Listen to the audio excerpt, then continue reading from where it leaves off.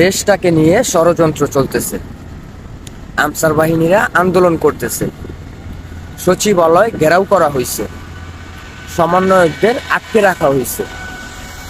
তারপরে ঢাকা টিএসসিতে আপনারা সকলেই জানেন যে বন্যার্ত মানুষদেরকে সাহায্যের জন্য কোটি কোটি টাকা উঠতেছে।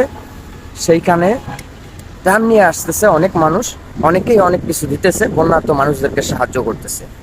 সেই বন্যার্ত মানুষদের সেই ত্রাণের গাড়ি আটকে রেখে আনসার বাহিনীরা আন্দোলন করতেছে। এ হচ্ছে আমাদের বর্তমানে বাংলাদেশ পরিস্থিতি।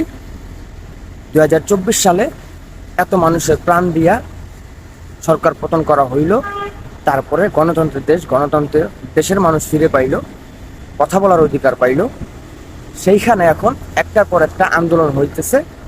গণতন্ত্রের দেশ, আন্দোলন হইতেই পারে। এখন কথা হয়েছে যে আপনারা আন্দোলন করবেন, আন্দোলন করার তো সময় আছে, তাই না? এখন আবার অনেকেরই আমার কথাবার্তাগুলো ভালো